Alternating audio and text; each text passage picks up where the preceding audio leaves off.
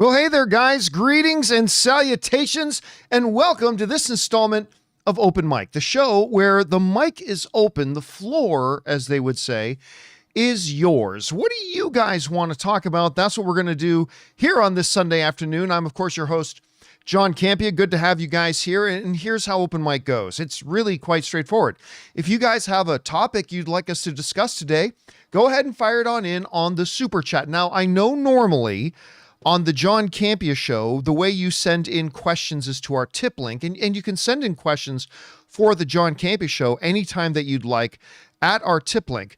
But here on here on Open Mic, we just use the Super Chat feature. So if you're watching live, and unfortunately you have to be watching live, you can't send in a question if you're watching later in the day, go ahead and use the Super Chat feature and send in a question, and we'll get around to answering it as long as I deem it appropriate to be answered on the show. Good to have you guys here. Thanks for joining me here today. And man, good weekend of sports. Celebrated my buddy's birthday yesterday. Got to watch the Lakers and Luka win. That was kind of cool. And now we're here to talk about some of our favorite things, movies and movie news, TV and streaming, whatever else is on your mind. We can talk about it here on Open Mic. All right. Now, as we normally do on Open Mic, and hello to everybody who's already in the live chat. Amias, Jose, K Major, King Daddy Goat, Ketchup, Mario, Joseph, Ron, everybody who's already here. We've already got like 500 people in the live chat. Good to have you guys here. So I usually like to start off Open Mic by picking a topic to address for a few minutes. And it's difficult not to address the one we got to talk about here today. The box office for the weekend report is in, and Captain America: Brave New World took a 68% drop on its second weekend. Now, I want to put this into context a little bit. Before the weekend, when we were doing the John Campea show, one of our viewers, one of you guys, wrote in and asked on the show, how bad would it be if Captain America: Brave New World took like a 67% drop? And what I said was, well, I don't think it'll take a 67% drop, but if it does, it would be terrible. Normally speaking, on a regular movie, what you want to see for your second weekend drop off at the box office is somewhere between 50 and 60%, right? If you drop any less than 50%, oh my God, that's amazing. If you drop any more than 60, that's concerning. Now, there are exceptions to that, right? There are exceptions. Like what happens in week one, it only opened limited, and in week two, it went wide. Well, that would obviously be a big exception. But the other big exception, which you often have to apply to Marvel movies, is if week one was a massive box office hit. Because if you get a movie that makes like $150 million on its opening weekend, you can expect, doesn't always happen, but you can generally expect that the second weekend will be a little bit bigger of a drop off because so many people already went to go see it. If $150 million or $200 million worth of people go to see a movie on its opening weekend, well, I mean, that means a lot of them have already seen it, and you might see a little bit bigger than normal second weekend drop-off. But that was not the case with Captain America: Brave New World. Captain America: Brave New World did not have a giant opening weekend by Marvel standards. It had an $88 million opening weekend. So my assumption going into the weekend was, okay, well, it won't drop 67%, but it'll have like around the 60% drop. But it dropped 68%. Playing on over 4,100 screens, took in $28.2 million to drop 68.3%, which is the third largest.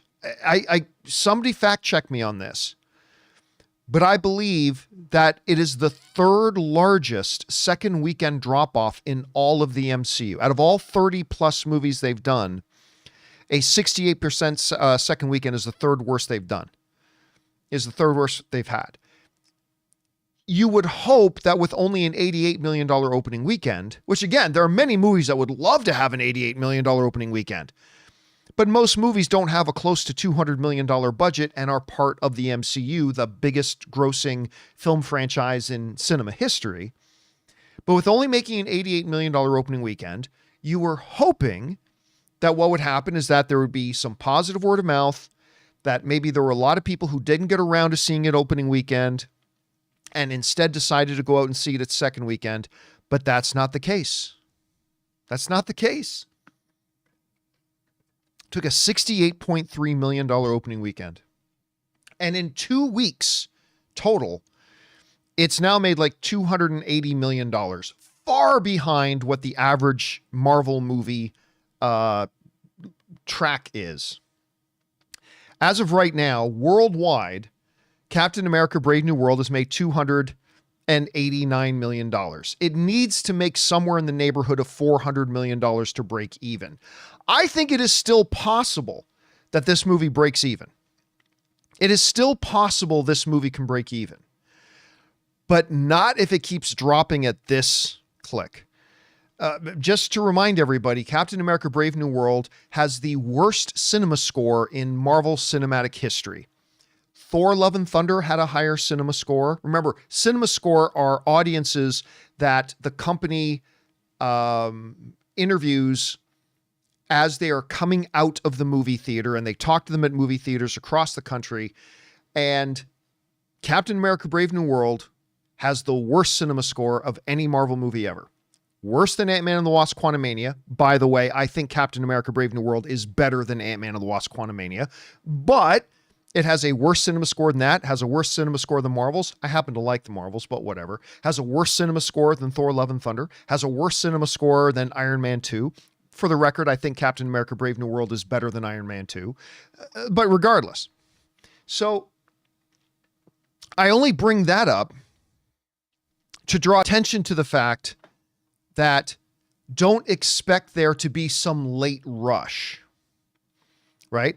Don't expect that, oh, there's going to be this groundswell of support. Like, say, take a movie, one of my favorite films of the past bunch of years, Greatest Showman, right? Greatest Showman started very slow. Let me see if I can bring up the numbers. Greatest Showman. All right. So The Greatest Showman only had an opening weekend of, let me see if I can get this properly here, had an opening weekend of $8 million. Greatest Showman had an opening weekend of $8 million, $8.8 million. But because the movie was so well received by audiences and people kept talking about it and people kept going out, that even though the movie only had an $8 million opening weekend, it ended up with $469 million, basically $470 million at the box office, right? Another movie like that would be Elemental. So if I bring up Elemental had a very modest opening weekend, $29 million. But it ended up going on to make $500 million, $496 million on just a $29 million opening. Again, much like The Greatest Showman, even though nobody thought it would be much and nobody went to go check it out at first, it built this groundswell of support, and more people kept talking about it. And as more people talked about it, more people thought, oh, we should go check that out. And they would go to check it out, then they go see it again, and became a big hit, right? Well, a lot of people are kind of hoping that same kind of thing can happen with Captain America Brave New World. Another good example of that, somebody just mentioned it in the live chat, Sir Malcolm in the live chat mentioned Mufasa, right? Mufasa, $35 million opening, less than half of what Captain America Brave New World opened with, okay? Mufasa, $35 million opening, less than half of Captain America Brave New World. And it went on to make basically $700 million at the box office. Why? Because even though, frankly, people like me didn't like Mufasa that much, I didn't like it that much, just to be honest with you. But a lot of people did. They saw it with their families and they told other families to go see it. And it built up this groundswell of support so that even though it only opened with $8.8 million, or even though it only opened with $25 million, or even though it only opened in the case of Mufasa with $35 million, those movies went on to collect huge box office because of the support. The whole reason I brought up the whole bottom of the barrel cinema score, and it is the worst cinema score of any of any Marvel film, is just to illustrate the point that I don't think Captain America Brave New World is going to have that kind of groundswell. I think it's still possible that it can break even. I do. I have personally not given up that this movie can break even. I still think that's within the realm of possibility. But if anybody's hoping that Captain America Brave New World is going to be the next Mufasa, or be the next Greatest Showman, or be the next Elemental, I got sad news for you. I don't think it's going to be it. And that's the fact of the matter is Captain America Brave New World is just not that good of a movie. I personally, by Marvel standards, I think it's a pretty poor movie. Again, I don't think it's the worst Marvel movie. Again, there are a number of films I definitely think it's better than Ant-Man and the Wasp: Quantumania. I think it's better than Iron Man 2. I think it's better than Thor 2: The Dark World, but I'm not so sure it's much better than any of the other ones. I think Thor: Love and Thunder is better than it. I think The Marvels is better than it. It might be better than Black Panther 2. Those are both movies I don't hate, but I don't think they were very good. And the word of mouth has gotten out about it, that it's just not that good. People aren't going back to see it again. People aren't going back to see it. People aren't bringing other friends to go see it with them. And it took a 68% drop in its second weekend, despite the fact that its opening weekend wasn't all that huge to begin with, again, by Marvel standards. So, now the question becomes, how devastating is it to the Marvel Cinematic Universe for Black Panther, for Captain America Brave New World to have this kind of massive problem? Like, how bad is it for them to suffer this kind of a loss, and how much will it damage the MCU moving forward? I have some thoughts on that. And my thoughts are, I don't think it's going to do much damage at all. I really don't. Look, we've got coming up in the Marvel Cinematic Universe Daredevil in less than 2 weeks, right? And I think that's going to be a winner. Thunderbolts is coming, which I cannot believe how excited I am for Thunderbolts. I think Thunderbolts is going to blow everybody away. I don't think it's going to be the best Marvel movie, but I think it's going to blow everybody away. And then we got Fantastic Four coming out with a terrific director, great screenwriter, wonderful cast. Everybody's really excited about it. And most importantly, we were saying in the months leading up to Captain America Brave New World that Captain America 4 was the last remnant of the Bob Chapek era that Marvel had to try to function under. Because remember, they went into production just weeks after Bob Chapek was fired. So everything was already in place. All the storyboarding was done. The scripts were all done. The locations were set. The film crews were set. Everything was ready to roll. And they were rolling on that film just weeks after Bob Chapek was fired. Captain America 4 is really the last remnant, really, of that Bob Chapek era. And we said that in the months leading up to Captain America 4. I would also say this. I would say that if Guardians of the Galaxy 3 and Deadpool and Wolverine didn't exist, Captain America Brave New World could have been the nail in the coffin for Marvel. I mean, if Marvel in the past year or two hadn't had a couple of big wins, and let's face it, Guardians of the Galaxy 3 was a big win for them. Deadpool and Wolverine was a big win for Marvel. if it wasn't for those couple of big wins, I'd say Captain America 4 might have been the nail in the coffin. But the reality is Marvel PR-wise has been on a real hot streak, right? They've been on a real hot streak. Between the huge positive responses that movies like Guardians 3, Deadpool, Wolverine becoming the highest grossing R-rated film of all time, the big positive PR push and positive buzz they got coming out of Comic-Con with the Robert Downey Jr. announcements and the Russo brother announcements, and then the huge win that Disney, what's it called? What's the Disney event called again? Disney Thumb and Ass. Is that what it's called? Disney Thumb and Ass, the convention? No. What's the damn Disney one called again? I keep forgetting. Anyway, not Disney Celebrate. D23. Thank you guys. I prefer my name, Disney Thumb and Ass. But yes, D23. Thank you, everybody.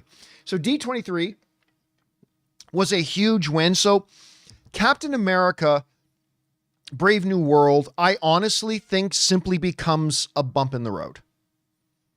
It's a bump in the road. That's it. Bump in the road. An unfortunate one. I think in the long term, people will look back at Captain America Brave New World as one of the films that goes into the lost column to go along with, things like Secret Invasion or Ant-Man and the Wasp Quantumania or whatever. But ultimately, I think it's a bump in the road because we hit Captain America Brave New World with such positive momentum. Such positive momentum at the moment that any break in momentum doesn't set them back even further. It rather just becomes a bump in the road. So we've had a bunch of months of just really positive MCU buzz. And then we hit Captain America Brave New World. And then immediately after that, we're going to get Daredevil. We're going to get Thunderbolts. We're going to get Fantastic Four. I honestly think that while Captain America 4 is going to historically be looked back on as one of Marvel's duds, and I don't say that happily. I love Anthony Mackie. I've always loved the Sam Wilson character. I don't think he should have become Captain America. I don't think Bucky should have become Captain America. I don't think anybody should have become Captain America. I think Bucky as Winter Soldier is great and Sam as Falcon is great, and you should have just kept it as that. But whatever. I think they're going to look back on this as a bit of a loss that they took, but ultimately it won't be that big of a deal. I really don't. Now, let's talk again if Daredevil sucks. Let's talk again if Daredevil sucks. If Daredevil sucks, well, then we got to have a conversation. Now, let's really talk again if Daredevil sucks and if Thunderbolts sucks. Because then you'd have Cap, Daredevil, and Thunderbolts all in a row. Well, now things start to, because that goes from being a bump in the road to what's called a losing streak. Marvel broke their losing streak, but they've got a bit of a winning streak going, but now they've hit Captain America. Now, if Daredevil tanks, when I say tanks, I mean it tanks with the viewers and the audience doesn't like it that much. And then if Thunderbolts tanks, then it's not a bump in the road anymore. Then it becomes a losing streak. I have every confidence in the world that Daredevil, Thunderbolts, and Fantastic Four will all be good. Again, everything is out of the Bob Chapek era now. It's now under the Bob Iger era, which means that Kevin Feige actually had his authority back to make these projects. I think everything is going to be fine for Marvel. I really do. Even though I think Captain America Brave New World is one that kind of fell on its face. Listen, guys, you may agree and you may disagree. I'm just telling you the way I saw it.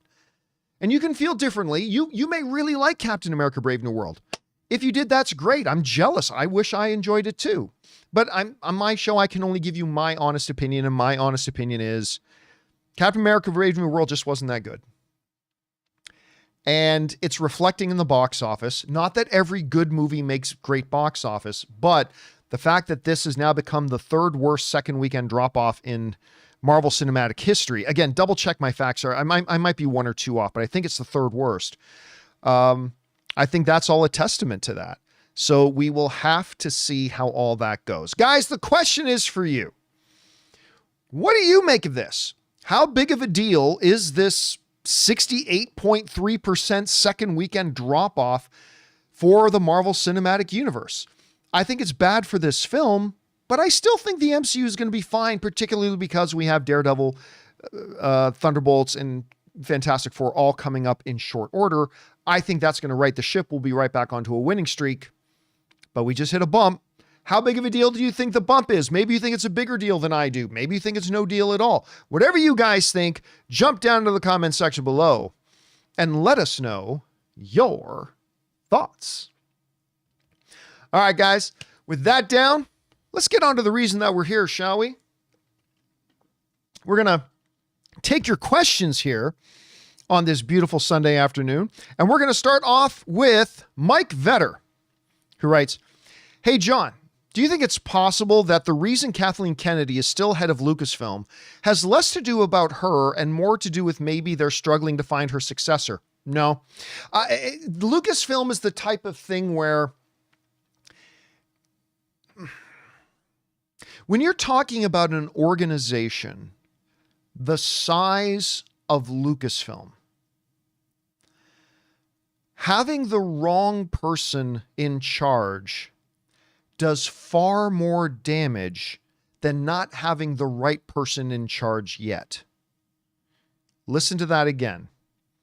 Having the wrong person in charge does far more damage. Like, it's not good to not have the right person in place yet. That's not good. Ask any professional sports team when it takes them too long to hire a new general manager. It's not good, but it is worse to have clearly the wrong person in charge. I am not a Kathleen Kennedy hater. I am a huge admirer of Kathleen Kennedy. Initially, I fully supported George Lucas's decision to name her as his successor to run Lucasfilm. Everybody forgets that. George Lucas hand-selected her to be the head of Lucasfilm, and I was all for it at the time. I think on paper, it was a great choice. Steven Spielberg calls her the single greatest producer in cinematic history. And I would think that Steven Spielberg knows better than you do and better than I do about who is or isn't the greatest producer in cinematic history. I'll take his word over yours or mine any day about that. I am a Kathleen Kennedy fan as a producer. It became very clear very quickly, though, that she was not the right person to run Lucasfilm. Just because you're good at one thing doesn't mean you're great at something else. Wayne Gretzky is the greatest professional athlete in the history of sports. It's not even close. Like Jordan, nothing. Like it's not even close. Wayne Gretzky is the greatest professional athlete, the most dominant professional athlete of their sport there has ever been. It's not even close statistically. So everybody thought he would automatically make a great head coach. Guess what? Wayne Gretzky wasn't that great of a head coach. Michael Jordan, many believe, is the greatest basketball player of all time. So you'd think he'd be a great NBA owner. Turns out Michael Jordan wasn't a very good NBA. It doesn't take away from how good of a player he was. And it doesn't take away from how good of a player Wayne Gretzky was. But Gretzky wasn't that great of a coach. Michael Jordan wasn't that good of an owner. Kathleen Kennedy may indeed be the greatest producer of all time. Maybe she is, maybe she isn't. Spielberg thinks she is, whatever. That's fine. That doesn't mean she's very good at being the head of a corporation and being the studio head. That doesn't mean, because they're two different jobs, guys. They're two different jobs. And it became clear years and years and years ago, she was not the right person to do it because she couldn't do the two most fundamental things that the head of the studio has to be able to do. Number one, have a plan and a roadmap for the future of their franchise. She failed to do that.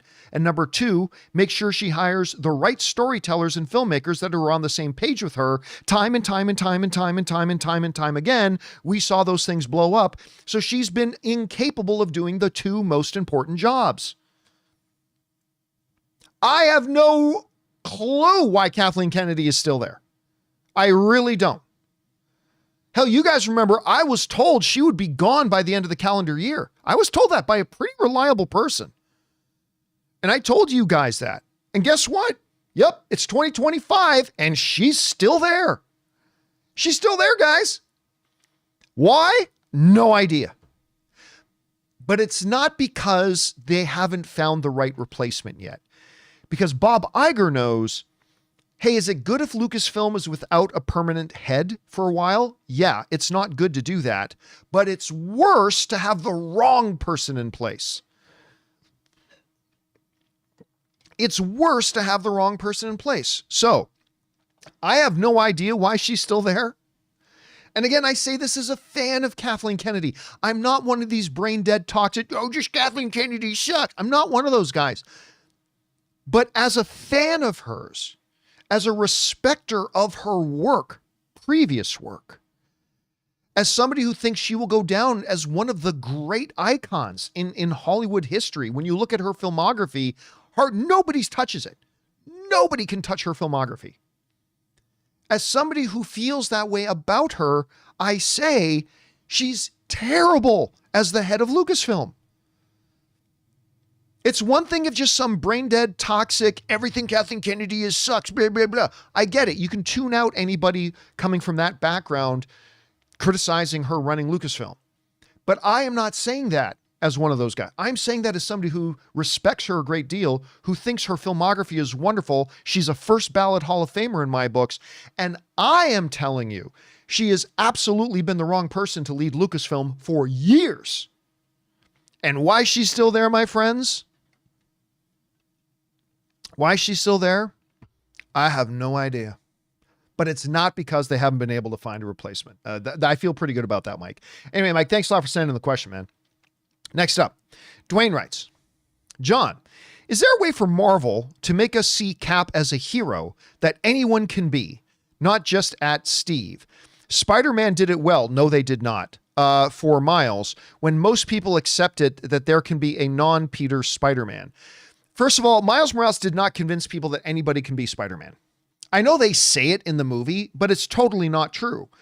Can you lift up a car over your head? Can you shoot a web out of your hands and swing across the city? Do you have a magical spider sense that goes off when danger is near? Do you have superhuman godlike speed and reflexes? If the answer to any of those questions is no, then I've got bad news for you. You can't be Spider-Man. I'm not trying to yuck on your yum, as Chris Carr would say. I'm just telling you, they can say it. Anybody can be Spider-Man. You can wear the mask. No, you can't. You cannot. Because you can't lift a car over your head. And if you can't do that, you can't be Spider-Man. I'm sorry. Anyway. Can, though, people come around to see Sam as Cap in the same way that some people have come around to seeing Miles as a Spider-Man? I think the answer is no, for a couple of big reasons. They're very different situations. Let's look at the Miles Morales situation for a second. Miles Morales isn't from our Spider-Man's universe. Remember, Miles Morales is from another dimension. It's another universe, right? Where anything can happen. Miles Morales' origins are in another universe, in another reality, in a multiverse somewhere where anything can be the case, right? So that's a big difference, number one. Big difference number two is that Miles literally had the same thing happen to him and give him practically the exact same powers as Peter Parker. Peter Parker, bit by a radioactive spider, got the spider powers and blah, blah, blah.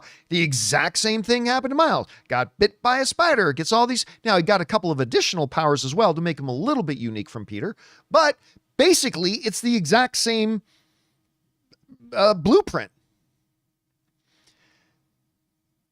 When you look at the Sam and Cap situation, it's a totally different situation.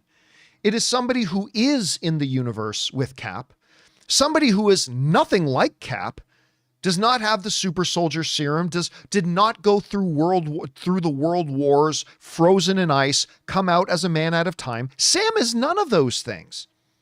He's just a guy, a great guy, a very cool character, a skilled guy, a loyal guy, great guy. Honestly, I love the Sam Wilson character. But when you looked at Peter and Miles, they basically have the same setup and background, and same thing happened to him. So the spider bite made a Spider-Man. The spider bite made another Spider-Man. With Sam, it's a totally different situation. There's nothing about him that remotely resembles Steve or his experience or his experiences or his background or his power set or anything like that. And they're both from the same universe. Miles is a character from another dimension. It's easier for us to accept that sort of thing. So I don't think so. I really don't. Like, for example, it's a lot easier for us to accept, say, what's a good example of, it's easier for us to accept another Ant-Man if they both basically came about it the same way. Hank Pym was Ant-Man. He had the suit. The suit is what gave him the ability to shrink down to this and use this technology, blah, blah, blah. Okay, well, now he's too old to do it. And now we got Scott Lang. But it's the same thing. It's the suit. It's the same technology. You are now fulfilling this role because I can't. And it's just, but you're the same thing. Neither had superpowers. Neither had anything like that. They both derive it from the exact same technology, exact same place. So that one becomes a little easier to accept. But see, that the uniqueness of Steve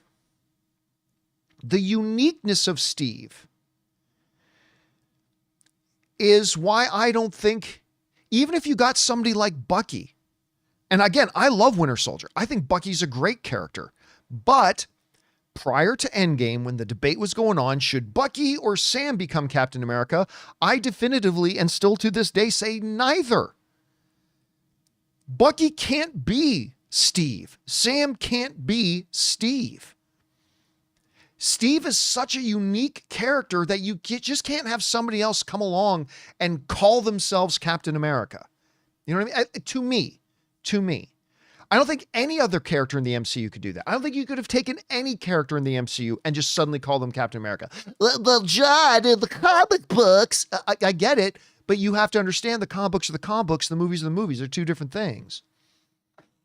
So, no, I don't think that they're going to be able to get the audience on board with Sam or Bucky or anybody else for that matter as Captain America the same way that a good number of people have been able to get on board with Miles Morales as a Spider-Man. And I say a Spider-Man because we still have regular Spider-Man running around.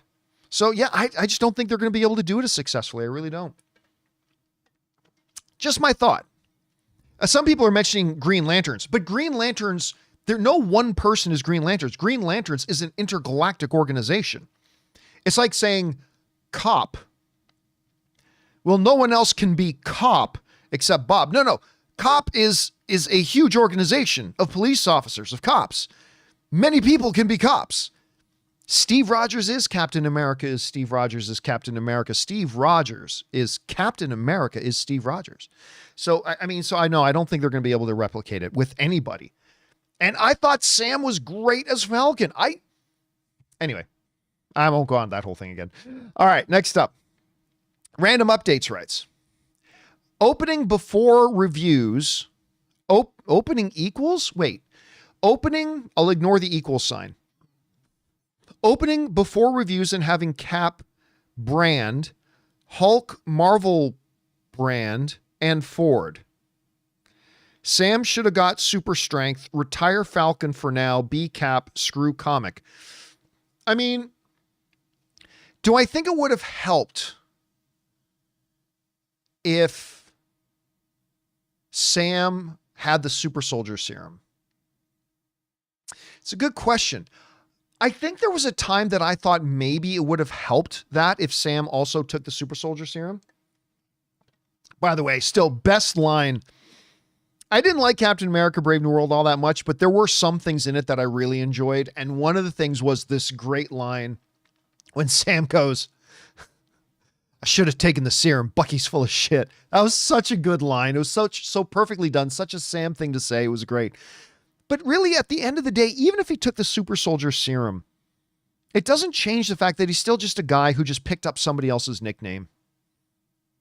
And I still don't think it would have worked. So I don't even think that would have made a difference, Random. But maybe it would have. I don't know. That's just my guess. All right. Next up. P. Cheek writes, I'm not talking about Niza 2. Well, I'll address this once just because today, but guys, just so you know, if anybody writes in a question ever again about Niza 2, I'm just skipping it. Just giving you fair warning. Anyway, Niza 2 is a Chinese animated film that recently got wide release. It's beautiful, epic, full of heart, and one of the best animated films I've seen in years. Also now the highest grossing animated movie. It is not the highest grossing animated movie. It's not. China says it is, but again, the reason I do not, and I've said this for years about other Chinese releases too. China does not follow the same vetting and verification process that almost every other country in the world does by going through Rentrax. The Chinese government reporting the box office of Chinese movies in China, I'm sorry, I don't take it as valid. You can if you want. I don't take it as valid. If it was valid, it would go through the same vetting, the same fact checking, and the same verification process that all other box office movies do in every other country of the world. And they don't.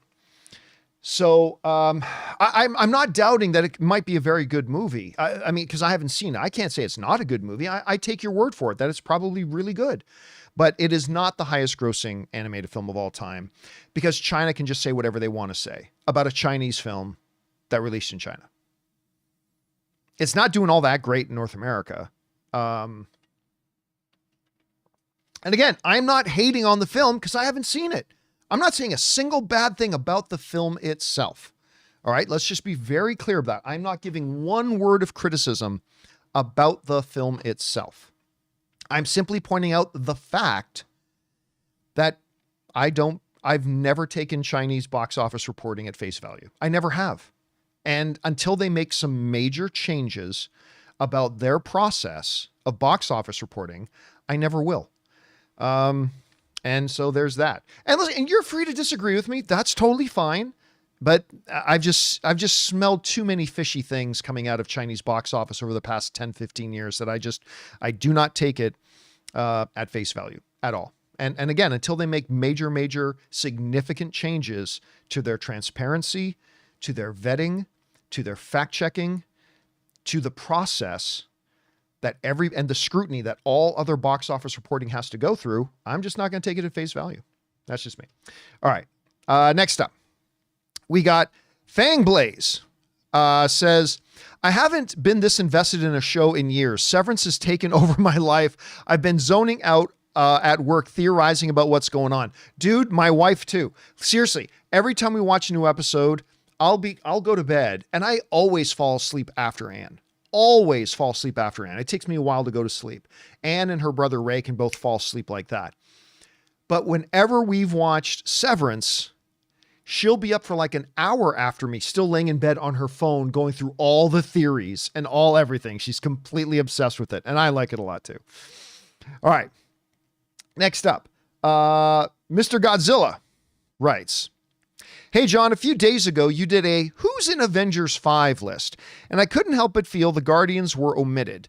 Now, I know most of the originals retired, but could Rocket and Guardians appear? I don't think so.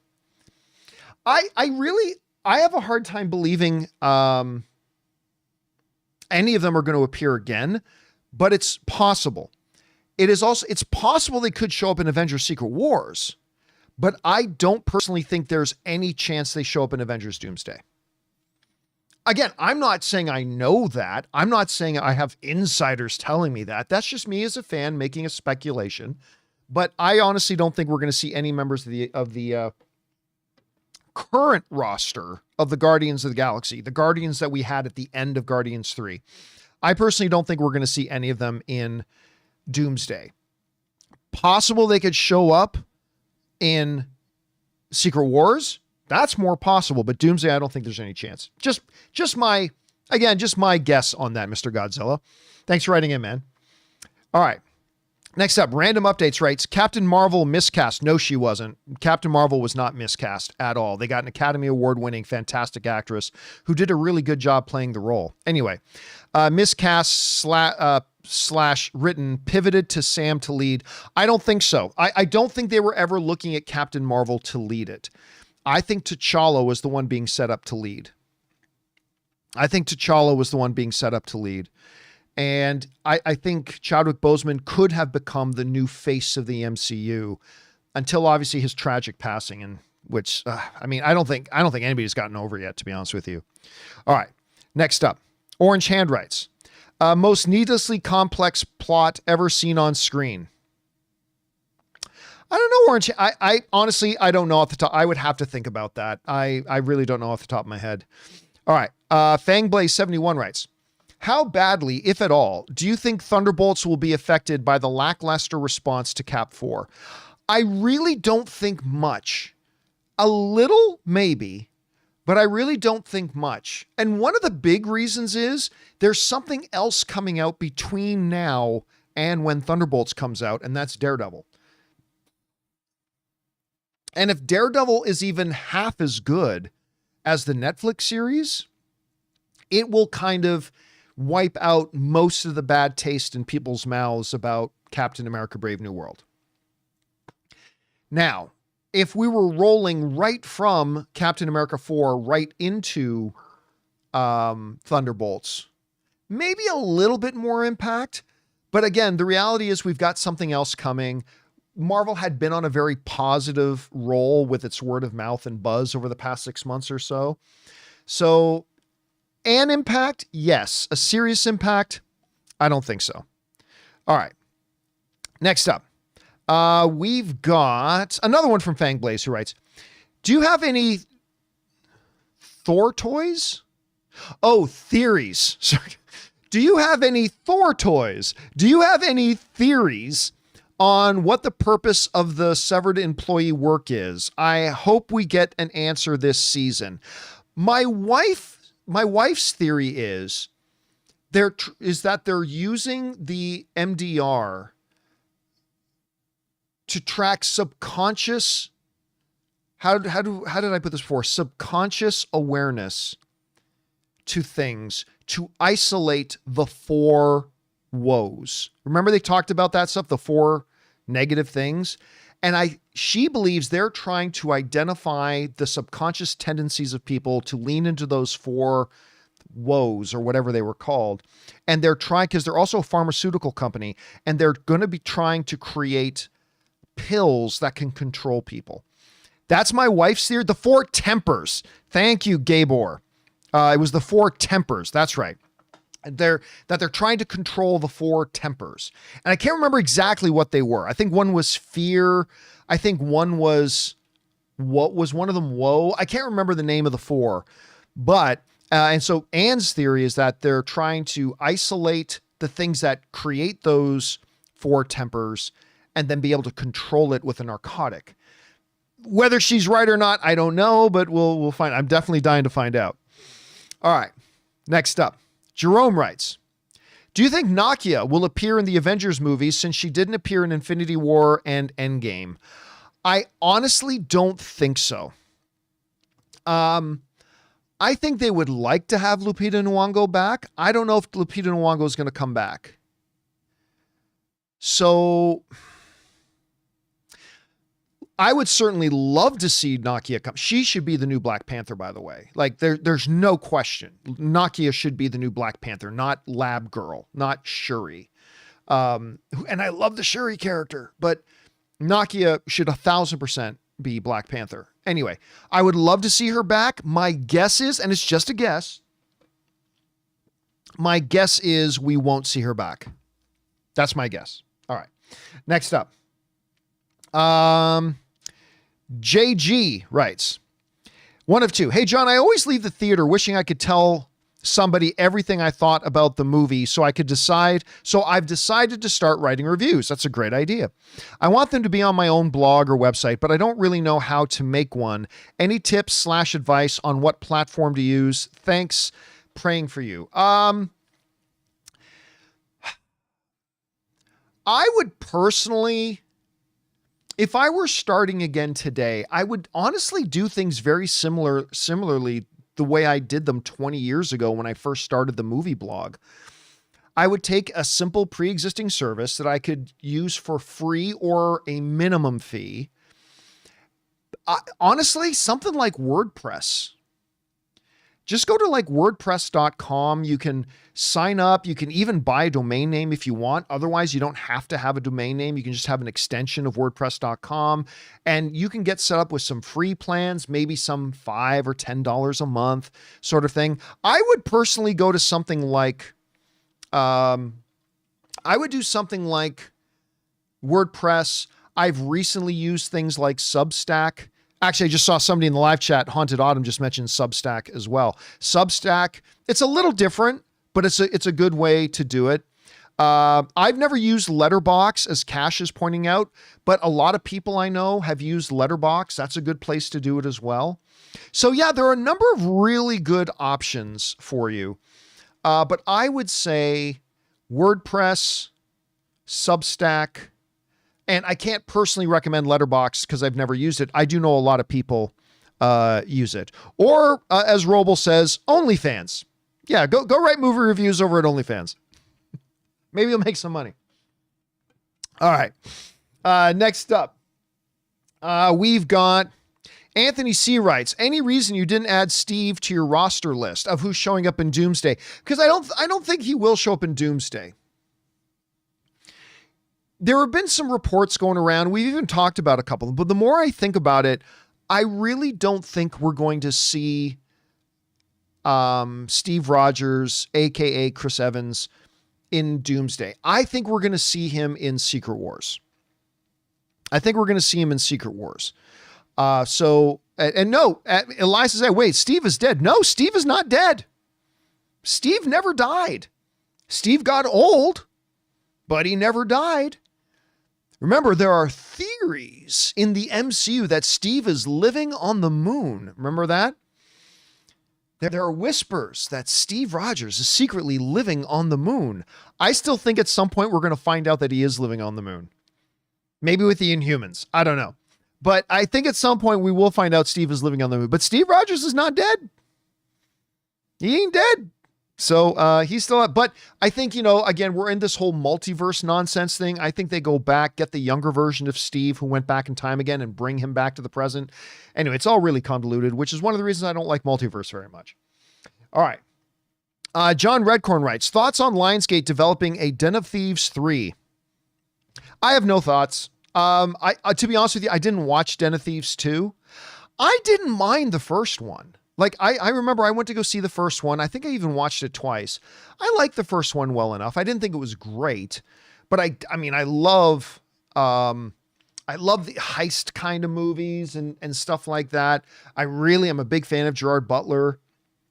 But the second one didn't do all that great either. But they seem to like it. And if they like it, why not make another one? I'm not all that interested in it personally, but I'm glad they're making another one if they want to. Let's see here. Isaac Martinez writes, what are the chances of I'm Still Here or Flow winning Best International Film? Practically zero. Even with all the drama, Emilia Perez is going to win Best International Feature or Best Foreign Language Feature or whatever it is they call it now. I think it's 100% guarantee. That's the movie that will win in that particular category. I really don't see there being any others that have much of a chance, to be honest, against it. All right. Just getting reset here. Let me just find where we're at because I lost my place. Give me a second. There was Fangblaze. All right. Let's move on now to Mr. Hank Dunn, who writes, saw The Monkey the other day and really enjoyed it. I know you don't do X director with X movie, but I'd love to see Perkins direct Constantine 4 for DC. By the way, I don't think that's happening anymore. I know there was a bunch of reports going around and some people made certain comments. I don't actually think that movie's happening anymore. Again, don't take that as a scoop. It's definitely not a scoop. I'm just saying I don't actually think that movie's going to be happening. But hey, whenever you get a good storyteller to make a movie, it's always a good idea, right? All right. Next up, Jai CSC writes, 137 days until Superman. Just mentioning it. You guys know, I think Superman is my most excited. It's my most anticipated movie of the year. Oh, by the way, you meant Constantine as in the DC version of Constantine, not the Keanu Reeves version of Constantine. I mean, it all depends on what kind of Constantine they're going to do, which at this point, we don't even know if they will do a Constantine. And if they do, what kind of Constantine will they do? Therefore, it's impossible at this point to really say whether or not he'd be a good fit for it, because we don't know. But yeah, Superman's my most anticipated movie of the year. King Daddy Go to saying, I thought it was Thunderbolts. No. Thunderbolts is my most anticipated Marvel project. But my most anticipated movie of the year is Superman. That's the one I'm probably most excited about. And I cannot wait for it to get here. And by the way, I still think, and I could be wrong, I have no insider information on this. This is just me speculating. I believe that I'm going to see it before then. I believe they're going to show Superman at Cinemacon. They may not. There's a good chance they may not. I have a feeling they will. And that's coming at the end of March, beginning of April. And I'll definitely be there. So hopefully we'll be able to report on it sooner than we think. All right. Next up, we got Jerome who writes, if Thor does come back in the next Avengers movie, do you think his adopted daughter, Love, will be with him and she will be a teenager? I do think they'll have Love. I don't know that she'll play a prominent role, though, right? And I don't know that they'll make her a teenager, because that would be saying 10 years had passed, right? Like minimum, like 10 years, right? My guess is we will see Love, but I don't think she's going to play a primary part or a big part or even be around much in either of the upcoming Avengers films. I think we'll see her momentarily. I think he'll mention her, maybe have an interaction with her, but I don't think she's going to be a prominent character in the movie. Again, just a pure guess. All right. Let's see. Fangblaze writes, what mysteries do you want answered the most in Severance? I'm really curious about Bert after the last episode. Well, I mean, the biggest, what is it Lumen is doing? I mean, that's really it. That's the only mystery. I mean, yeah, they got some cool sub mysteries, like exactly how long is Bert an Egan himself? He's clearly been around Lumen longer than he's letting on. So yeah, but these are all side minor mysteries. The mystery is what are they doing down there? That's the main one that I need answered. All right. Next up, Isaac Cushman writes, caught a 4:45 show of Cap 4 the other day. Bet my friend it wouldn't start until 5:13. I was wrong. It was 5:14. Ridiculous. Completely ridiculous. And, you know, you guys know we covered this story on Friday. I think it was Friday. Or it might have been Thursday, whatever. It was last week, that a movie theater in India actually got sued and they lost for starting movies way later than what they're advertised as starting. And the government agency actually ordered, after they lost the lawsuit, a government agency actually ordered that they start advertising the actual start time of the movie. The reason this excites me is because even though that was in India that happened, there's a lot of things that happen in movie theaters here that start in Europe or other countries around the world. For example, pre-assigned seating. Like most of us remember, it wasn't that long ago. There's still some movie theaters today that don't have pre-assigned seating. They're still living in the dark ages, right? Other countries' international markets had pre-assigned seating way before the North American audience did, and eventually it made its way over here. I'm really, really hoping that that at some point, these things that are now starting to happen overseas will start to happen here too. And if anybody wants to have a class action lawsuit against Regal, AMC, whatever, to get them to start advertising the actual start time of the movie, I'll be fully supportive of you. Anyway. All right. Next up. Where are we at? We are at Abe Torres, who writes, you know what, John?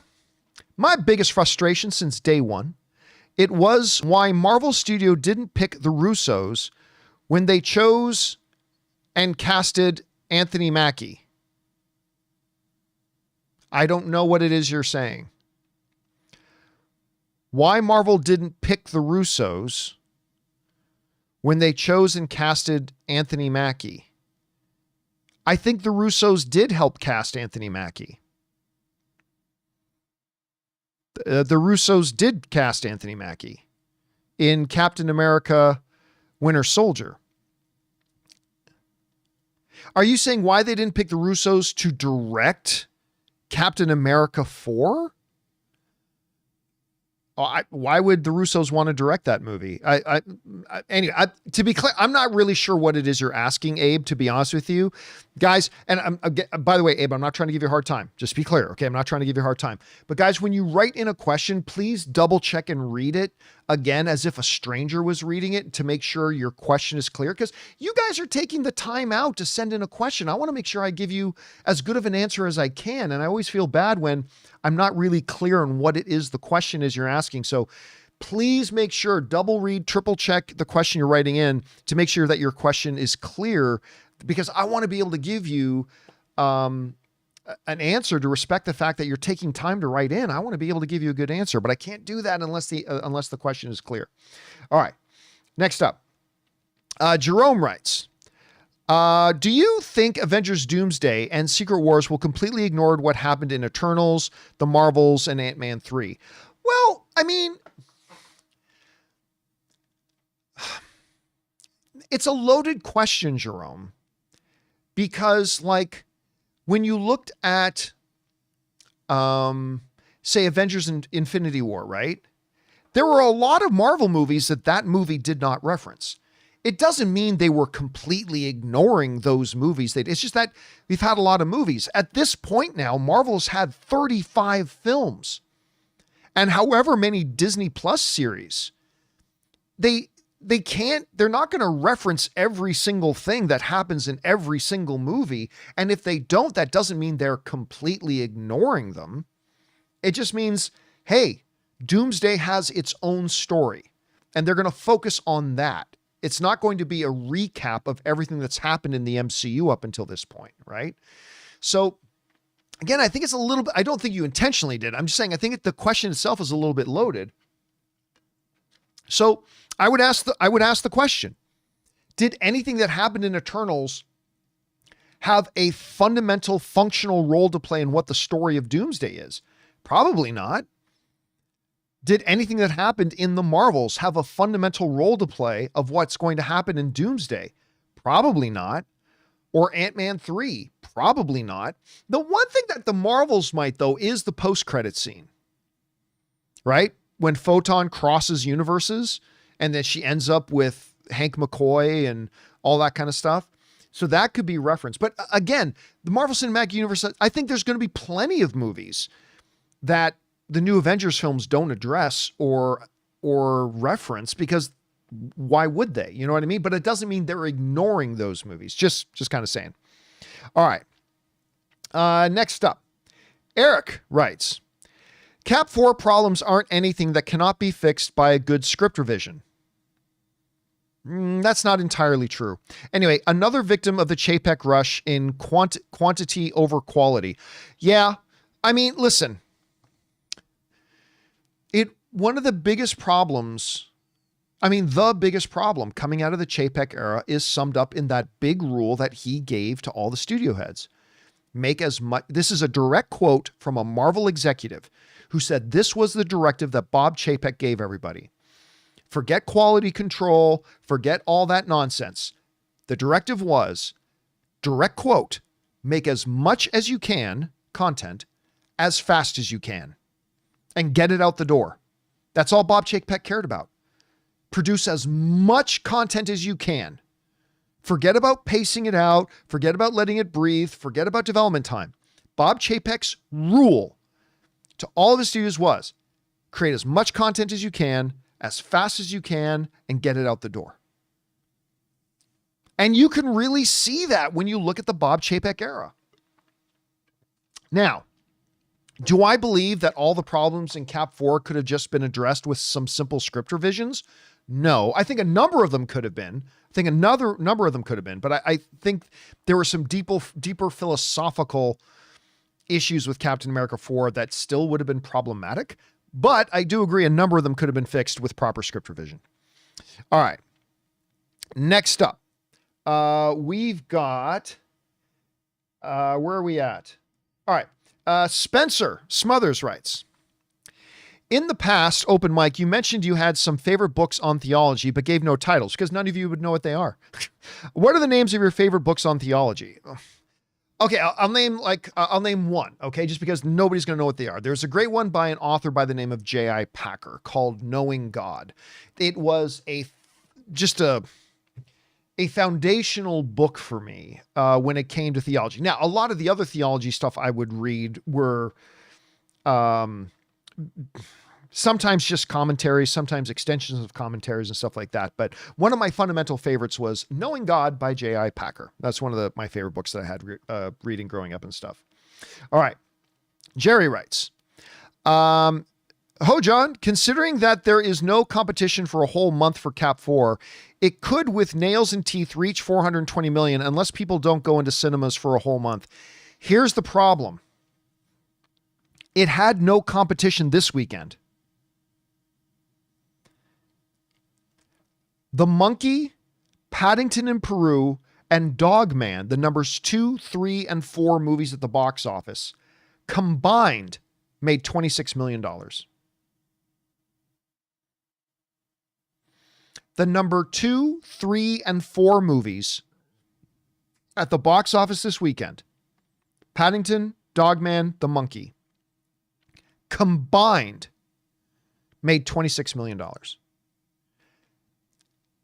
There was no competition this weekend for Captain America. None. Nobody went to go see anything else. You add up the number 2, number 3, and number 4 movies, it only equals $26 million. Nobody went to go see anything else. Captain America had practically no competition this weekend. And it still dropped 68%. It still dropped 68% on a weekend that nobody went to go see anything else. Nothing. So I still think the possibility exists for it to reach a break-even point 400. I still think that's possible. 420 might be getting unrealistic, but 420, 425 in a dreamer's dream, maybe. I mean, maybe there's a chance. But again, it's hard for me to imagine when absolutely nothing was against it this weekend. Nobody went to go see anything else. And still, Captain America 4 dropped 68.3%. It's staggering. So I'm not quite sure why it would turn it around.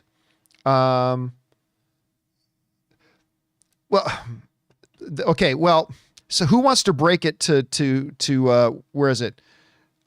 D Monster. Who wants to drip it? Who wants to break it to D Monster saying the most it gets is 180 million? Who wants to break it to him that Captain America 4 has already made over 180 million? Captain America 4, D Monster, has already made $289 million. That's not a lot by Marvel standards after its second weekend, but it has already well exceeded $180 million. It's already well exceeded it. All right. Anyway, let's keep going here. Yeah, we're gonna keep going for a few more minutes and then we'll take a quick break. All right. Next up, we've got Dallas, who writes, I just saw The Apprentice and man, Bucky was great. There's a reason Sebastian Stan won a number of awards this award season for that role. And he did great. All right, next up, Dallas also writes, I just saw The Apprentice and it was great. Yes, it was. Mr. Godzilla writes, what happens if Daredevil is good, but Thunderbolts and Fantastic Four suck? Well, then they're in trouble. While success for TV and film is different, theatrical is big for Marvel still. Theatrical is still 10 times more important. Theatrical is still 10 times more important for Marvel. If Daredevil is great, well, good. And I suspect it will be really good. I don't know that it will be, but I suspect it will be. But if Thunderbolts sucks, like Thunderbolts doesn't have to make $800 million or anything, but I mean, if it sucks, if it's a bad film, and Fantastic Four is a bad film,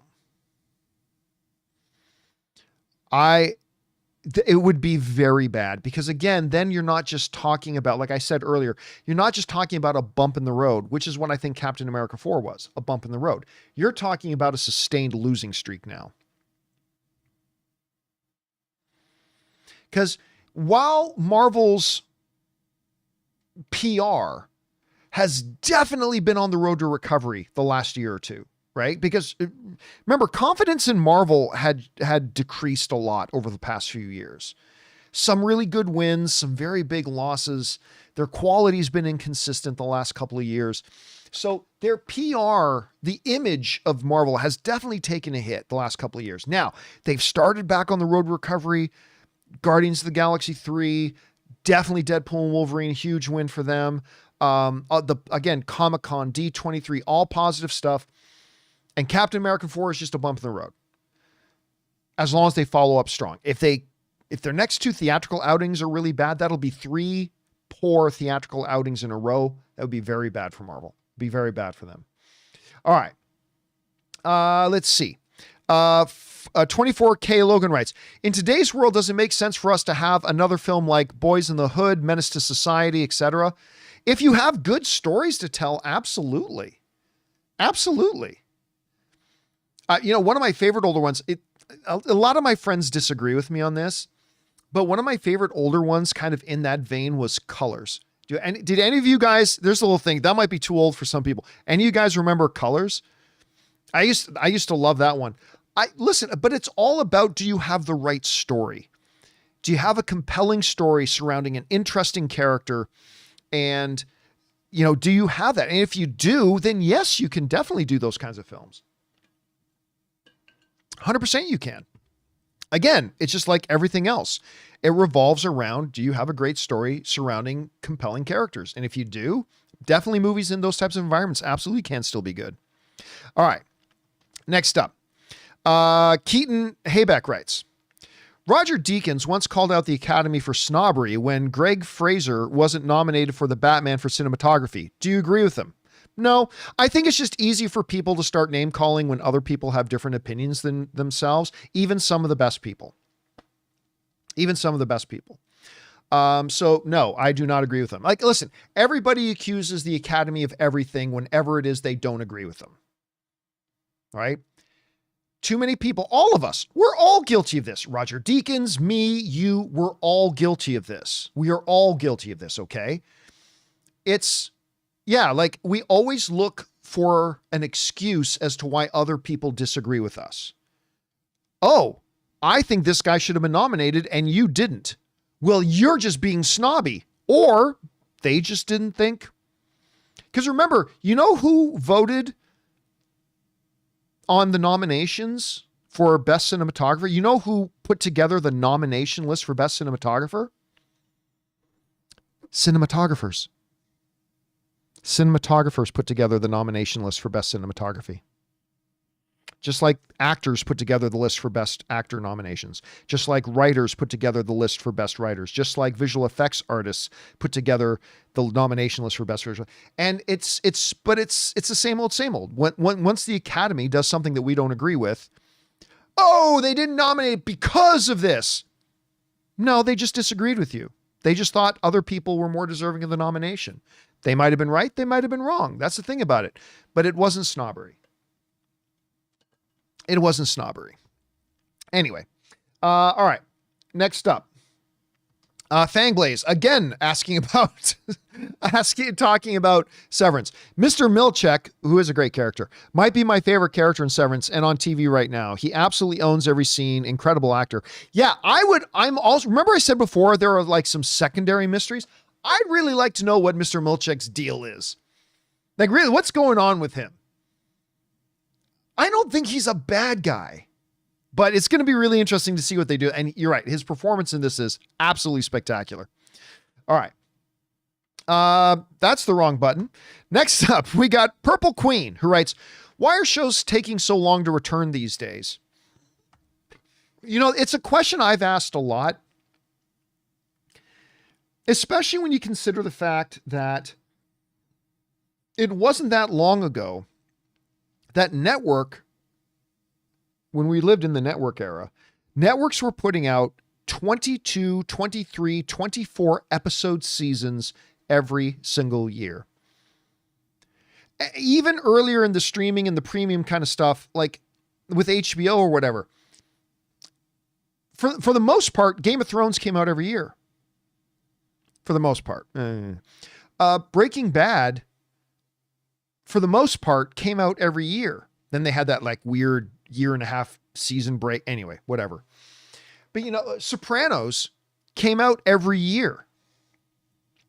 I think one of the big reasons that shows take longer to return today is because unlike networks, shows being popular is not the most important thing to streamers.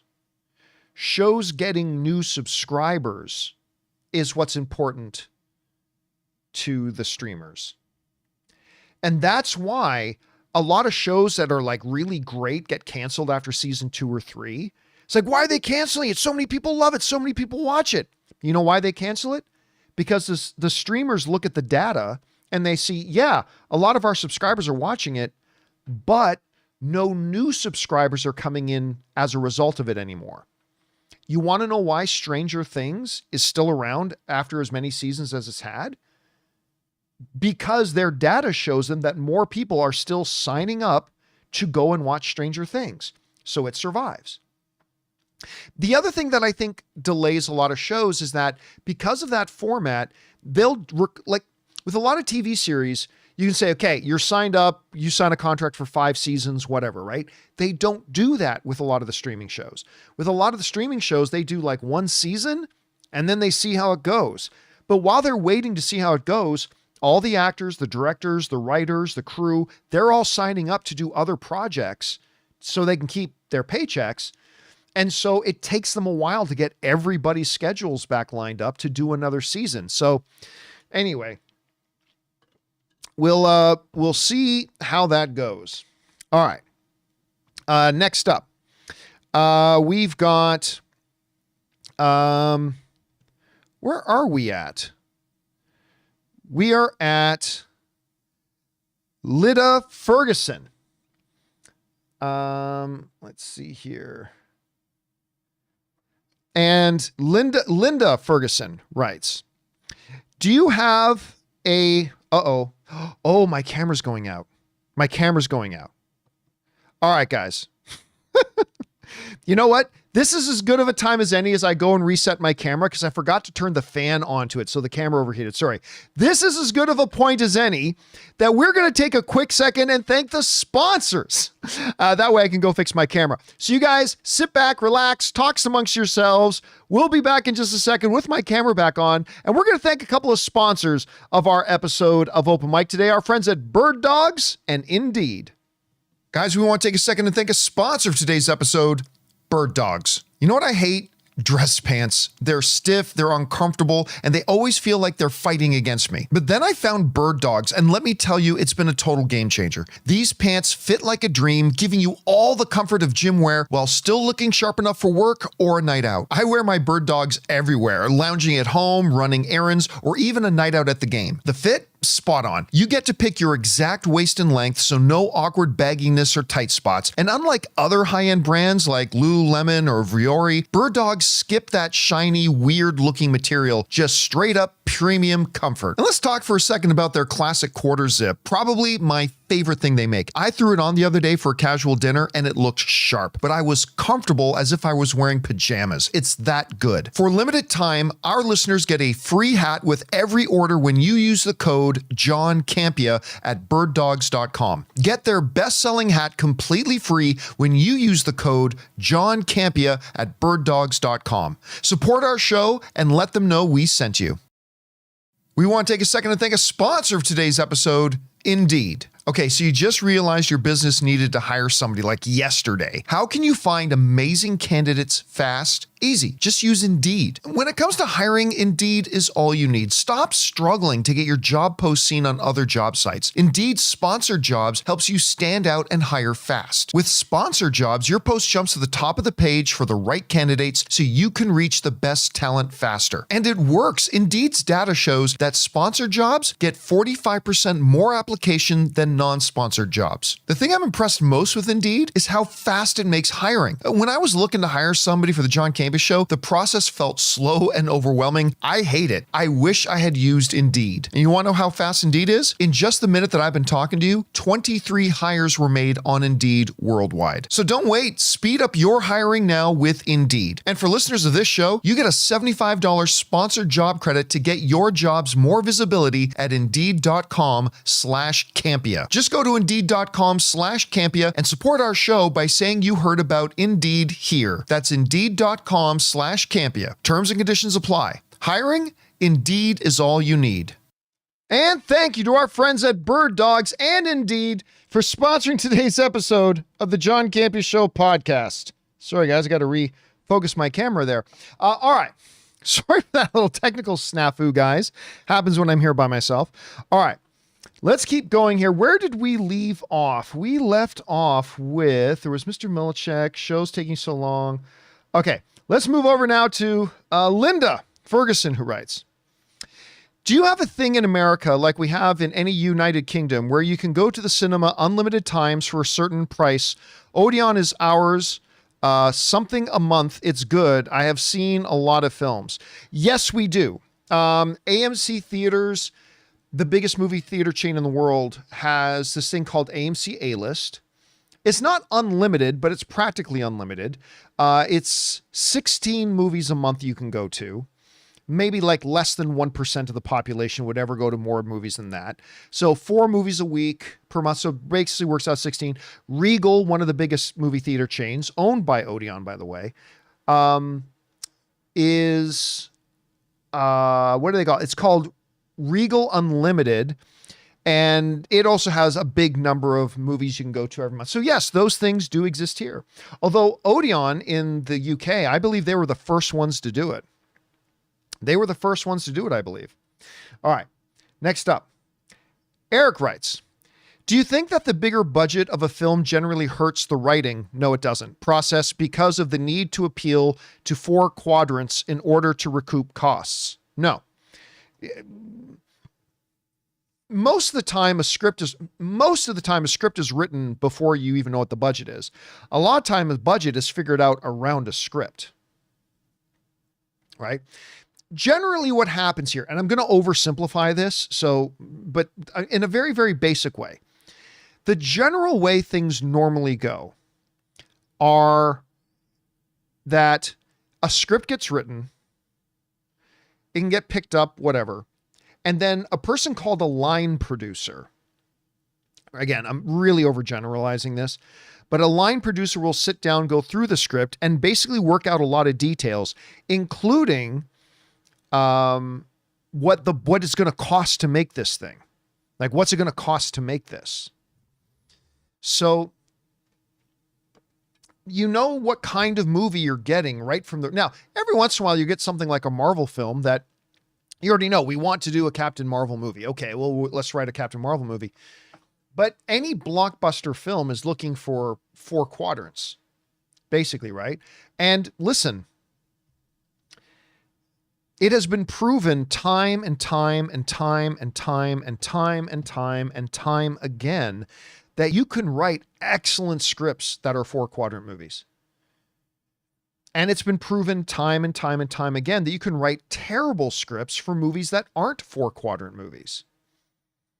There's no causality, as Vision would say. There is no causality between a script being good or bad based on whether or not it was meant to be a 4 quadrant movie or not a 4 quadrant movie, right? You can write excellent films understanding we got to write within these parameters, or you can write excellent films understanding that you're writing with a different set of parameters. But again, a lot of times, most times in filmmaking, like the script comes before a budget. Script comes before the budget. Anyway, this kind of, again, I'm way oversimplifying it, I acknowledge, but that gives you a basic idea. All right. Let's see. Jerome writes, in regards to the first Black Panther movie, do you think T'Challa has ever been challenged before M'Baku and Killmonger challenged him? Well, I mean, like all of us face challenges. He had certainly never been challenged for the throne because his father was still king. Right? His father was still king. And I believe the king chooses who the Black Panther is. If I understood the whole mythology they created around Wakanda, the king determines who Black Panther is and who will take the herb. And most of the time, the ruling monarch is Black Panther, although there have been times in Wakandan history when somebody other than the monarch themselves is Black Panther. So in terms of that specific kind of challenge, T'Challa the only other challenge T'Challa would have had would be to challenge T'Chaka, his father, if he wanted to take the throne from his father. But so my guess would be that he never faced that official challenge before because he had never challenged for the throne before. At least that's my guess. At any rate, Jerome. All right. Let's see. Next up, we got John Sanchez who writes, do you think we'll ever get another animated movie like The Prince of Egypt? That film was incredible. Production and cast were on another level. I like The Prince of Egypt very much. Look at your life through heaven's eyes. I love that song. It's great. I really like Prince of Egypt, which is really good. But let's not pretend let's take the greatest animated film of all time or anything. It's a good movie. I like it. So I don't know what you mean by, will we ever get a one like it? In what way? There have been better quality movies. There have been better animated movies with better music. Again, I'm a fan of Prince of Egypt. I'm a fan. When all you've got is nothing, there's a lot to go around. I really do like it a lot. Unishin is saying like 2D. Do you mean 2D? So when you ask, will there be any other animated film like it? You got to tell me in what way. Any other animated films? Lots of them. Musical animated films, 2D animated films. So I'm not really sure. But again, I am a fan of that movie. I like Prince of Egypt. I don't think it's one of the great all-time animated films, but I really like it. I'm a fan of it. All right. Let's see. Next up, we got Michael, who writes, off the top of your head, spitballing, would you rank Into the Spider-Verse? Try this again. Off the top of your head, spitballing, would you rank Into the Spider-Verse as a top 10 film of the 2010s? I know you're bad at dates, but just vibe. By the way, I don't do rankings either unless I can plan it in advance. I don't know if I would rank off the top of my head. No, I wouldn't rank it as a top 10 of the 2010s overall, but maybe I would if I sat down and actually put a full list together, actually looked at it. So off the top of my head, I'll say no. All right. Lore Howard writes, John, Have you seen the Apple TV trailer for G20 starring Viola Davis and Anthony Starr? I have not. Reminds me of Harrison Ford's Air Force One. Can't wait. By the way, Laura also tipped in $20. Thank you for that, Laura. Appreciate that. By the way, I forgot to mention, you guys, just in case you're trying to send in more questions and you can't, I had turned off the super chats. We already have plenty of super chats today. So we've already turned off the super chats, just in case any of you were wondering. I forgot to let you know that when I did that. My bad. Sorry about that. Anyway, so thank you for the $20 super chat, Laura. Appreciate that. I have neither seen nor heard of G20. I'm assuming that's titles based around like a conference or something, or the name of the aircraft. Anyway, you can never go wrong with Viola Davis and Anthony Starr. I mean, he's Homelander. He's amazing. But no, I've not seen it, but I can guarantee you as soon as I'm done the show today, I'm going to go check out this trailer. For sure, I'm going to go check out this trailer. All right. Next. Oh, some people are saying it's on Amazon Prime. Jaden Voss is saying G20 is on Prime, and Christopher Hull is also saying it's definitely on Prime. So, okay. So it's on Amazon Prime. I will definitely go check it out once the show is done today, because now you've got my curiosity, Laura. All right. Next up. Derek Jacob writes, hey, John, were you at the Laker game on Wednesday? I was there, and I think I saw you on the Jumbotron for a few seconds. I was on the Jumbotron for a couple of seconds. Yes. If you're talking about the Laker Charlotte Hornet game, yes, Ann and I were there. My wife, Ann, is a die-hard Laker fan, lifelong Laker fan. She got it from her dad. She got it from her dad. Her dad's love of basketball. Her dad was a baller in the Philippines and like came over here and instantly became a big Laker fan. So he shared that love of the Lakers with his daughter, and the Lakers are life to my wife. Like, Lakers are life. I have different feelings about the Lakers, but that's fine. That doesn't matter. Although LeBron is my current favorite player in the NBA. Luka is my second favorite player in the NBA, which is why I could not believe it when Luka got traded to the Los Angeles Lakers. I do not have the same passionate love feelings for Lakers as my wife does, but she's my wife. So like my wife and I will go to a bunch of Lakers games every year. And yes, this was actually the first time we had ever been up on the Jumbotron. And the camera wasn't even focused on us. It was focused on the couple behind us, but you could totally see us on the Jumbotron. So yes, I was there. Good to know that you were there too. Too bad they lost that game. All right. Let's see. Slarf writes, are you watching the SAG Awards tonight? Go Coleman D. I am not going to be watching. I never watch the SAG Awards. I'm always very interested in the results. I think the SAG Awards are incredibly important. I think they're the second most important awards when it comes to actors. The Oscars are the most. I love the SAG Awards. I will instantly look up the results, but I'm probably not going to watch the show. But I'm definitely going to be paying very close attention to the results as they come out, Slarf. All right.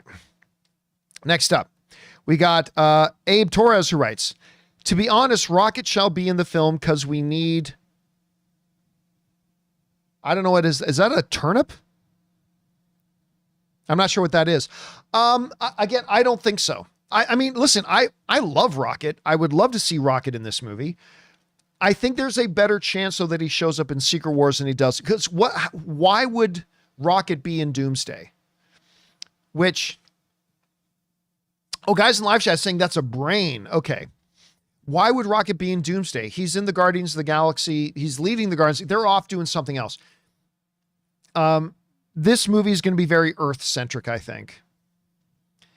And then it's going to become grander scope in Secret Wars. Again, I'm just guessing. So no, I don't think we're going to see Rocket. Good chance.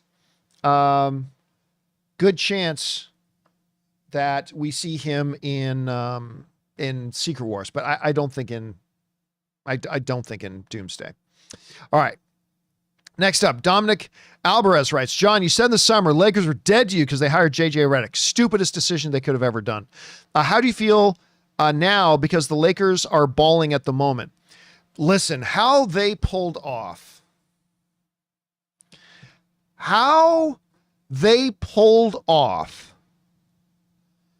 getting the Dallas Mavericks to give up maybe the greatest basketball player on the planet right now, who's only 25 years old and is only going to get better.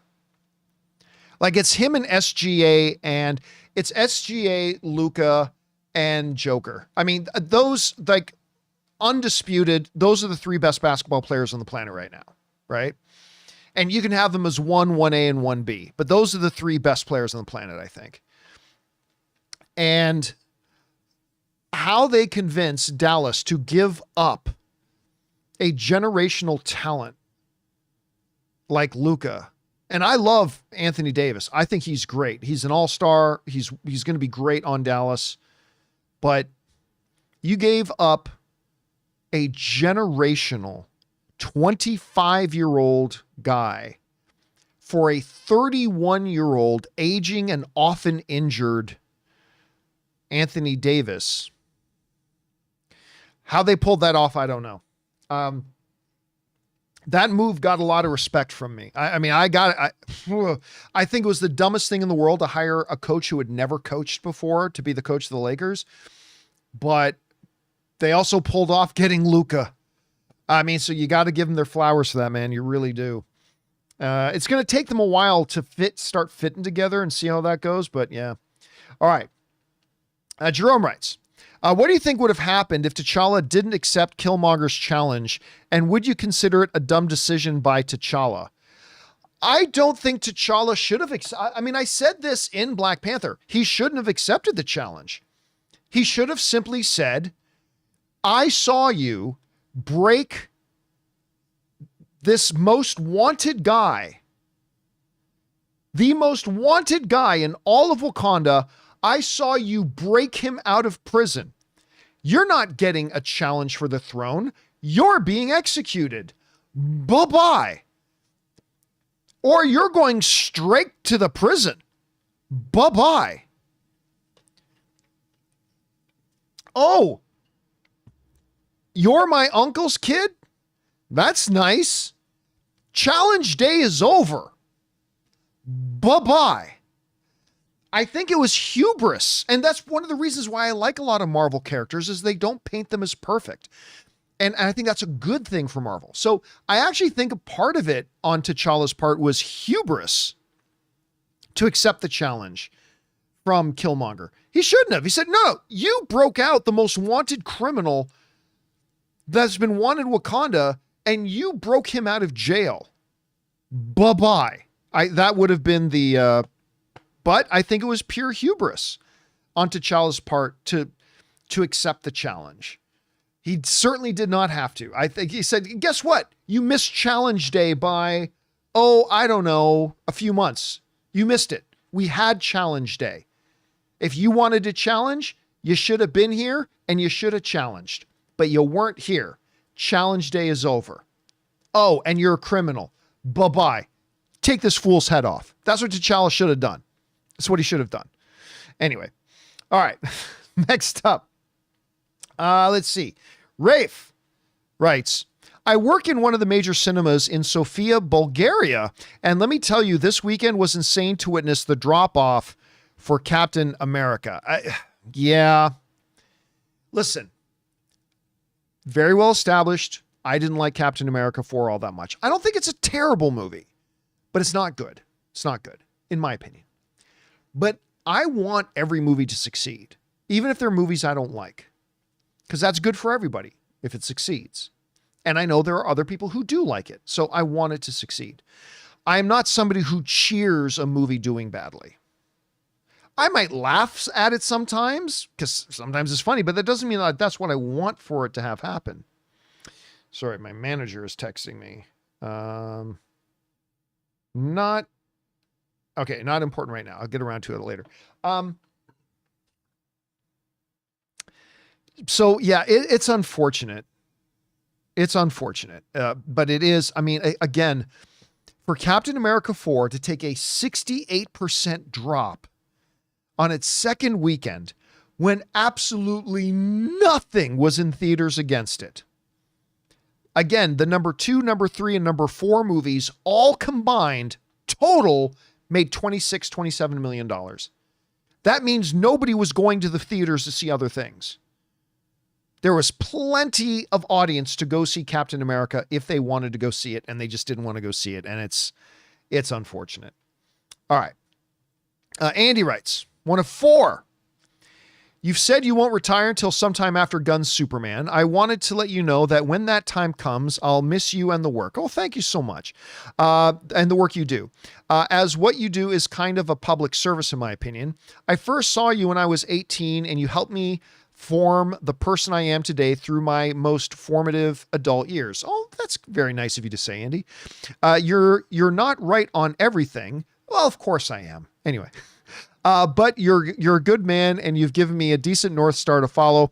I'm more grateful thinking on this, especially when I see the kinds of awful and insecure examples that young guys nowadays look up to and follow. Again, thank you for all you do. Oh, thank you so much, man. That's incredibly gracious and kind of you to say. Thank you.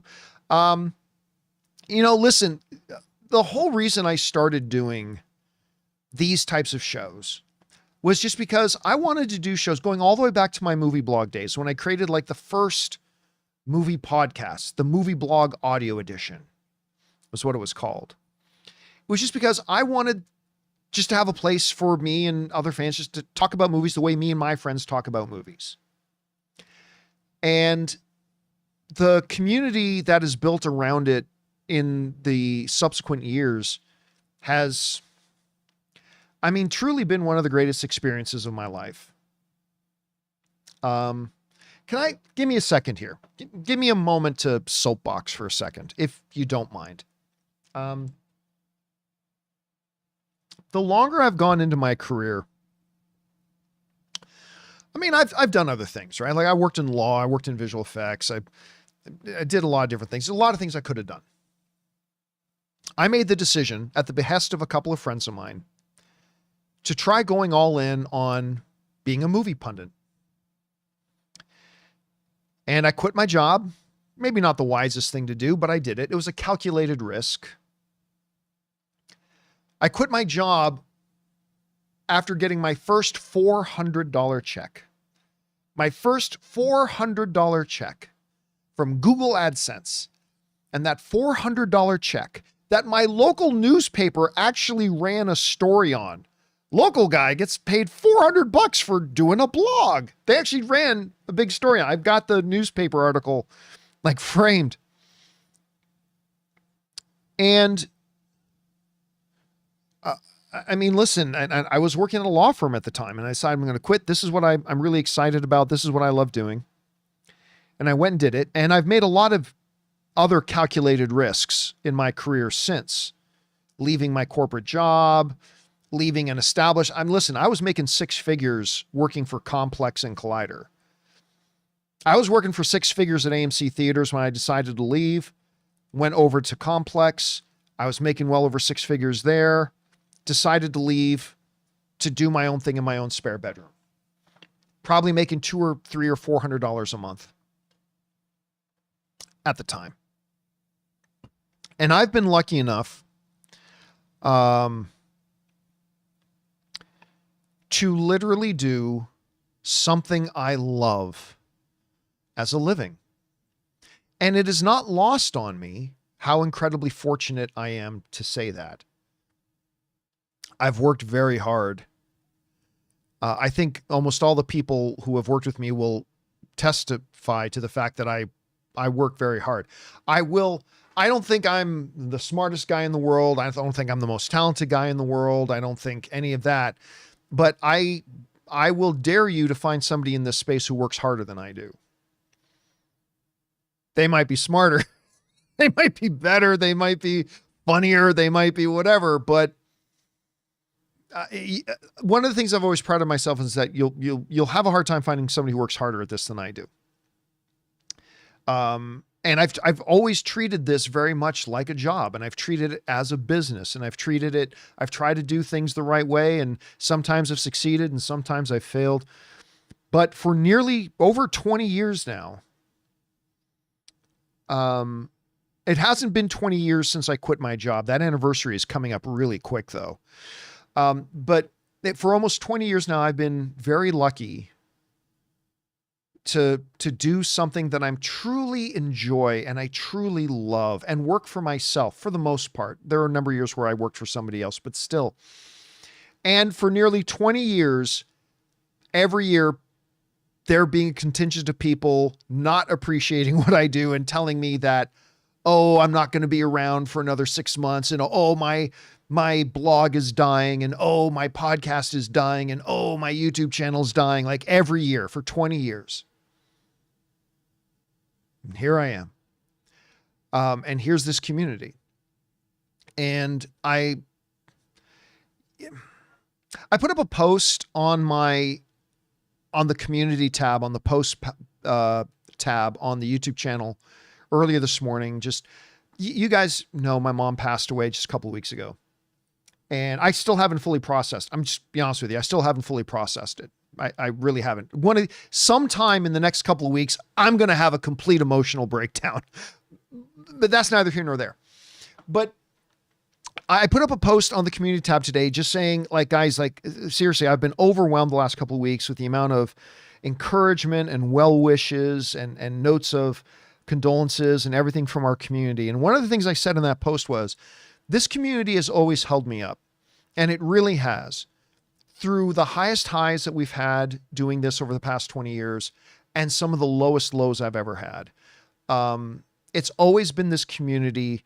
Number one, I have the most supportive wife in the world, but also having this community that has always held me up and always encouraged me and always given me more reasons to keep doing what I'm doing. And for that, I am very grateful. And posts like this, Andy, that you write in, just makes me all the more grateful that I have gotten to do what I have done for as long as I have. And thank you so much for the kind words. I appreciate it very much. And thank you for being one of those people that holds me up, Andy. I really appreciate it. All right. Stepping off the soapbox now. Thank you for indulging me, everybody. All right. Next up, we go to Mr. Godzilla, who writes, this might be a nitpick, but am I the only one who prefers saying post phase 3? So let me try this again. This might be a nitpick, but am I the only one who prefers saying post phase 3 for MCU, since people forgot Far From Home was the actual final phase 3 film? That's a technicality though, Mr. I mean, look, they can say whatever they want. Like, this is the beginning of phase 2 and they can say that. The phases are really just arbitrarily made up things. And I mean, yes, technically you can say that Far From Home was technically the last, but we all know that phase 3 really ended with Endgame. Endgame wasn't just the end of phase 3. Endgame was the end of an entire era of MCU films. And I don't mean that in a bad way. Like, not in a bad way at all, but Endgame was the crescendo. It was the climax. It was the money shot of everything that MCU had been up until that time. Now, yes, you can technically say that Far From Home was technically included in this made up division of what the phases are. You can't, and you're right, it's a nitpick, but I mean, really, the end of that phase, the end of that story was Endgame. It just, that was it. And you can say whatever ones fall in other places. So anyway, but you raise a valid point, Mr. Godzilla. You really do. All right. Next up, SK Zhang writes, when you talk about international box office for movies like Endgames, you are talking about the Chinese box office. Well, no, Chinese box office is definitely a part of it.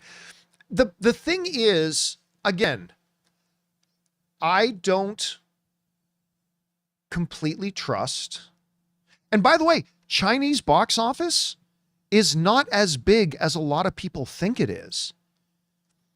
Like, I did an entire editorial video last year, SK, about what percentage of the Chinese box office actually contributed to the total box office of these different MCU films. And for one or two of them, the numbers were pretty big, but for a lot of them, it was very small. For a lot of them, it was very small. Let me just pull up something here, just as a, I don't know. Let me say, I'm going to try to pull up a random MCU film here. And I'm going to see how much that movie put towards it. Okay, just for example, okay?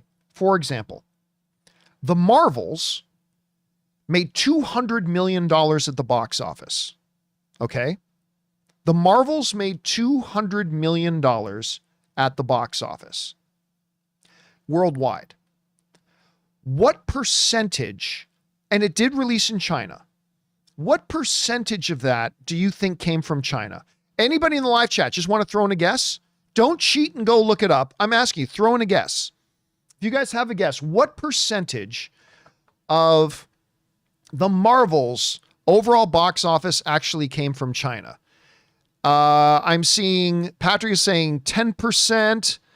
Micro is saying 7%. King Daddy, of course, is saying 69%. Daniel Brown is saying 20%. Here's the actual number, 5%. The Marvels made, see if I can bring it up here, $10 million in China. $10 million.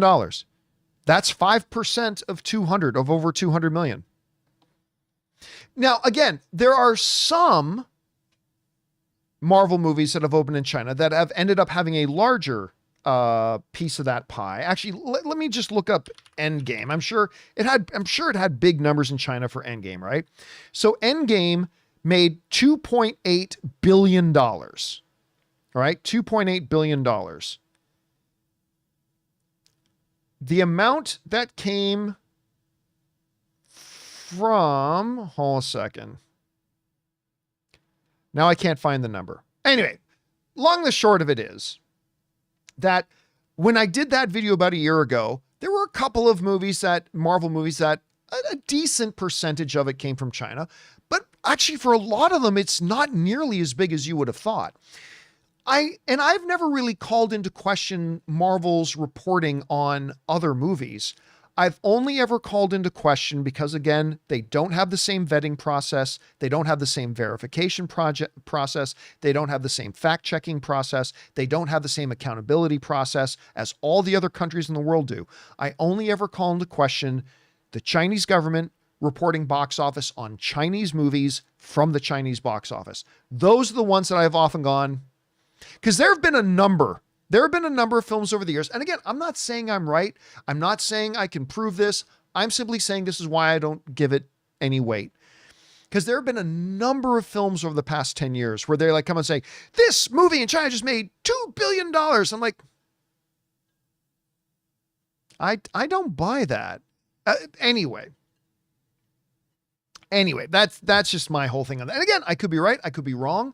I'm not making a big deal out of it. It's just that people keep asking me, so I keep having to answer the question. That's all. All right. Where are we at? I think I missed my spot. That was SK. Okay. Next up, we got Maddie D, who writes, hey, John, massive fan from UK. If you could set up Doomsday with a better post-credit in Captain America 4, what would it be? I wouldn't. I simply wouldn't. I would not use a post-credit scene to be an important thing that needs to be seen in order to understand what's coming in the next movie. All I want from a post-credit scene, all right, is one of two things. Make it, my number one thing is just make it fun. It doesn't have to be important to the movie, or it doesn't have to be important to what's coming next. Make it fun. Again, the post-credit scene in Deadpool and Wolverine was awesome.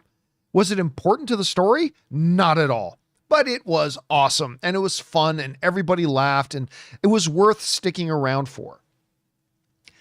Having Captain America 4's post-credit scene be, something bad is coming. Really? Yep. Something bad's coming. That was pointless. We all know there's something bad. Like it didn't illuminate anything. It wasn't a fun scene to watch.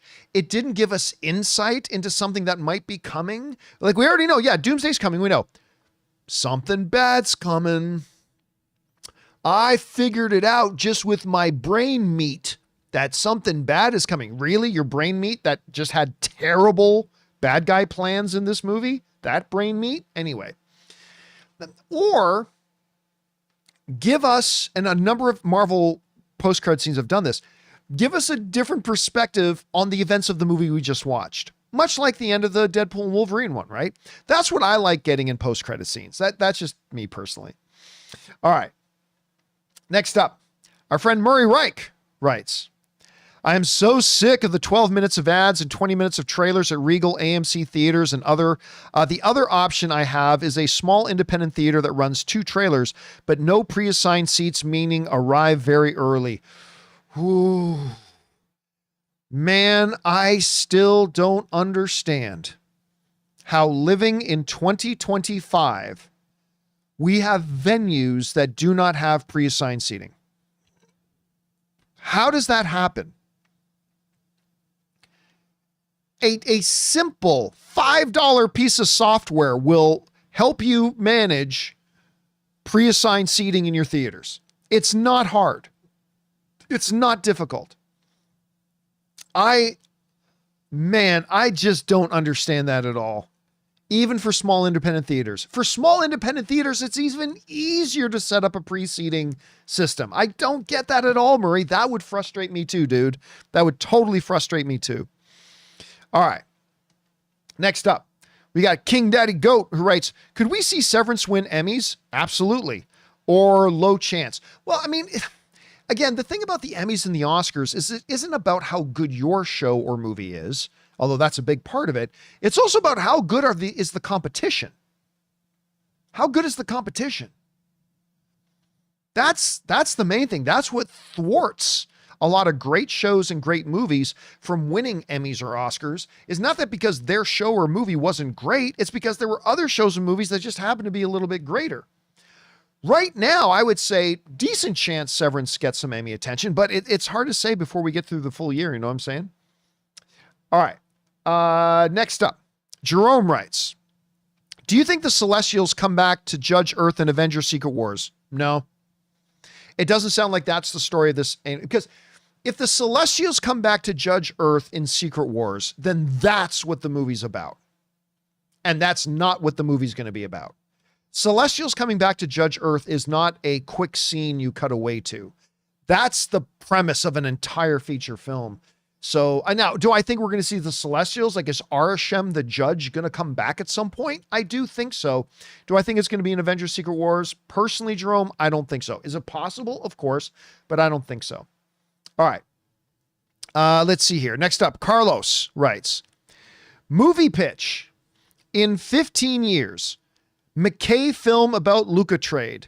Well, we'll have to see if it turns out to be anything. I would love to see a full documentary about the boneheaded decision the Dallas Mavericks made to trade Luka Doncic away. This is why I have never in all of professional sports, for those of you who don't follow sports, you got to understand this. I've never seen a trade happen in any professional sport where everybody across the world immediately thought it was a joke. That everybody thought that the sports journalist who broke the news, everybody said, oh, Shams was hacked. That's the guy who broke the story originally. Oh, Shams was hacked. That's not real. Like, nobody on the planet believed it was true. That's impossible. They would never do that. They would never trade away Luka.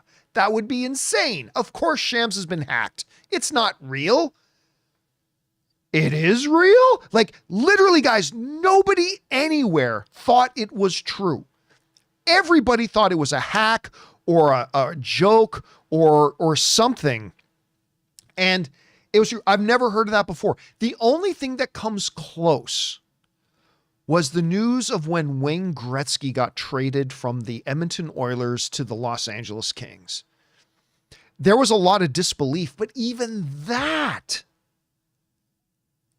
wasn't, because everybody thought Luka was going to retire. They were going to have a big statue of Luka there. He was going to be the franchise for the next whatever years. It's guys, even if you're not sports fans, you got to understand it was one of the craziest things. All right. Next up, Chris S. writes, do you see any Thunderbolts becoming part of the Avengers franchise team if it's a success? Yelena, John Walker, or the next Guardians of the Galaxy-like side team? Dude, it's impossible to say without seeing the Thunderbolts. Like, I haven't seen the movie yet. I mean, it certainly felt like Yelena was being set up as the heir apparent / replacement for Natasha as Black Widow. She is her sister. She went through the Red Room just like Natasha did. So, I mean, there was obviously that. Bucky has been a prominent member of the MCU for a long time. Do they kill off Red Guardian or John Walker, also known as Walmart Captain America? I mean, I don't know, but until I see the movie,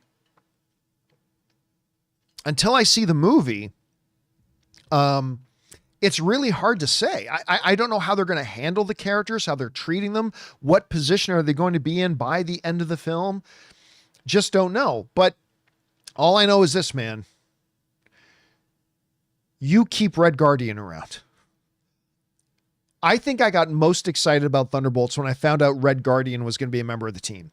I could watch David Harbour as Red Guardian all day. And maybe not everybody shares my opinion on that, but I could watch him as that character all day. Let's see. Next up, Jerome writes, if Shuri appears in Avengers Doomsday and Secret Wars, I imagine she makes the technology for the team and works with Banner and Mr. Fantastic.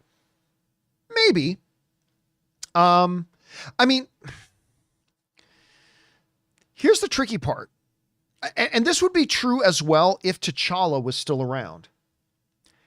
It's tricky because the Black Panther has a responsibility. And that responsibility is being the protector of Wakanda. Now, you can make the argument that, hey, working with Banner and working with Mr. Fantastic and this is ultimately in the interests of protecting Wakanda, because you got to protect the world in order to protect Wakanda. There's a good case to be made for that, 100%. So, yes, I think if we see Shuri in the Avengers movies, I think it will probably be in her brain meat capacity. That would be my guess. Because remember, Kevin Feige said after the first Black Panther that Shuri, not Tony Stark, was the smartest person in the MCU. Remember, that was Kevin Feige said after the first Black Panther that Shuri was the smartest person in the MCU. So to have her, now again, this is before Reed Richards shows up. So it'll be interesting. So for them to use her on that way would make sense.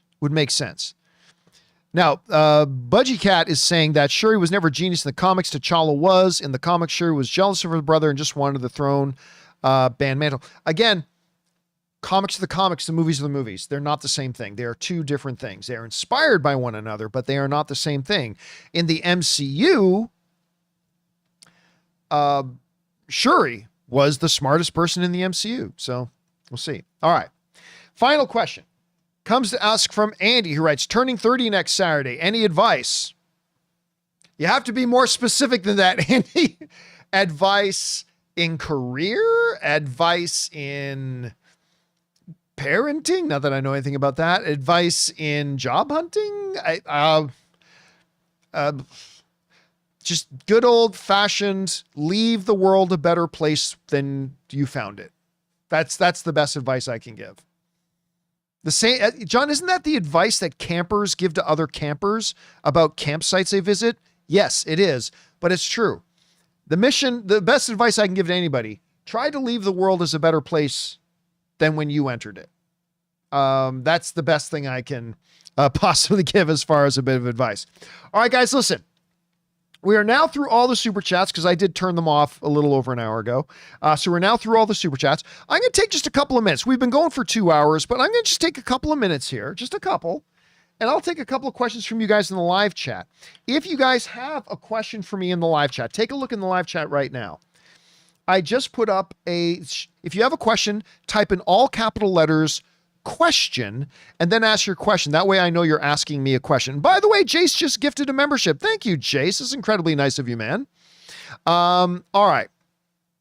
Josh is writing a question. Would you agree that Deadpool and Wolverine is the most adult Deadpool movie as far as the R rating goes? Yeah, I would agree with that.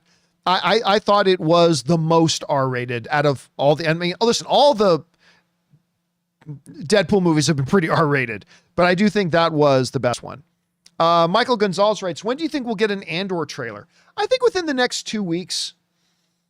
Yeah, I think within the next 2 weeks. I've had a lot of people asking, why don't we have an Andor trailer yet? Guys, remember, Andor is a TV show. They, especially for non-first seasons, they don't generally drop season 2s very early. Are there exceptions? Yes. But 90% of TV shows don't often drop trailers or previews for their season 2, 3, 4, 5s very far in advance. But I would still my guess is we'll get it in the next couple of weeks. All right. Let's see. Mighty Tank 1 says, everybody loves Raymond is underappreciated. Do you have any underrated sitcom recommendations? Wings. I'm not saying Wings was the best sitcom, but it was definitely an underrated one. If you guys get a chance to go back and watch Wings, I certainly think you should. All right. Let's see. Somebody already asked me that. Let's see. This is a good one. Just a Duck writes, do you think Mickey 17 is going to perform well at the box office? That's a good question. And I don't know. Because remember, they showed us a big preview for Mickey 17 back at Cinemacon last year in April. And we all came out, especially Ray was super excited. We're like, this looks amazing. I think Mickey 17 is going to be amazing. Amazing. But it doesn't look like it's for everybody. So I don't know. I honestly do not know how well it's going to do at the box office. I think it's going to do well. But other than that, I just don't know, dude. It's a great question. Again, I think it's going to be great. I think the movie's going to be great, but we'll see. Okay. Ben Morton writes, how are you able to go to Cinemacon without owning a movie theater? Well, that's a good question, Ben. Cinemacon is a conference that is for movie theater owners. All right. It's put on by NATO, the National Association of Theater Owners. And so movie theater owners and movie theater chains from all over the world fly into Vegas and have this big convention, and all the studios come and put on these big 2-hour-long presentations for the movie theater owners. And they show some screenings and previews, and they bring all the movie stars out and all the big directors out and all that kind of stuff. But they also do allow journalists and people who work in the film industry to go. The only catch is the cost of the ticket. It's not cheap. One of the most expensive things that I do every year, one of the absolute biggest thing that takes a bite out of my checkbook and out of my bank account every year is taking people to Cinemacon. Because I'll usually take a couple of people on staff with me to Cinemacon. A ticket for Cinemacon this year is $1,450 for one ticket. One ticket. Now, you can hope to get press credentials and get a free pass, but they only give so many of those out. And like most people get tonight, I'll just let you know, Rob tried to apply for press credentials, got declined. He's been declined multiple years. And if you do get your press credentials, you don't get access to as much stuff. So I just go ahead and buy the passes for everybody. This year, I'm taking 5 people. I'm taking 5 people to Cinemacon. And that's $1,450 per person. And then you got to get hotels in Las Vegas. Cinemacon is held at Caesar's Palace. I generally then try to get rooms at Caesar's Palace because then we're right there in the hotel. But this year we will not be staying at Caesar's Palace because this year Caesar's Palace is charging $900 a night. And we got to be there for 4 or 5 nights per room, $900 per room per night. And that's the cheapest room during Cinemacon. So we're not going to be staying at Caesar's Palace this year. Still, I'm going to have to get hotel rooms for me and 4 other people. It is one of the most expensive. It is the most expensive thing that I do every year. But the reason I do it is because, guys, for those of you who watch me regularly, all right, is there ever a week that goes by that we don't reference last year's Cinemacon? Because at Cinemacon, they literally give us full, long previews and some full screenings and have the actors and the directors and the producers and the studio heads of all the studios come out and give these 1.5, 2, 2.5, 3 hour long presentations and show us insights and previews for all the movies coming out all year. It's worth it to me to go and take my team to Cinemacon every year because it literally gives us insight for the whole year of movies that are going to be coming out for the entire rest of the year. We have seen things, we have heard things, we have watched things in movies that nobody else has other than the other people at Cinemacon for movies that are going to come out for the next 12 months.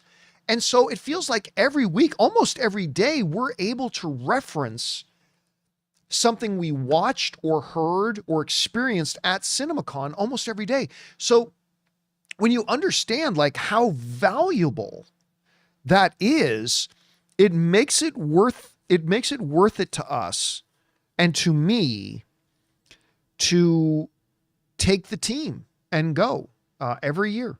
And this might be my last year going. I don't know. We'll see.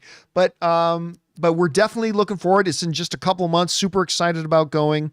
And I'm really looking forward to it. And of course we stream like Jeremy and King just putting your streams, your Cinemacon streams are our Super Bowl. So what happens we go to we'll go to Warner Brothers big 2-hour presentation. And then we immediately go back to our hotel room and we do a live stream to talk about everything we just saw there. And those are always some of the most watched videos we do every year. So I'm really, really looking forward to it. And should I tell? All right, you know what? I'm going to tell you the team. Should I tell you the lineup, the people I'm taking this year? All right. This is the John Campea team that we are taking to Cinemacon this year. There's 5 people. 1 is me.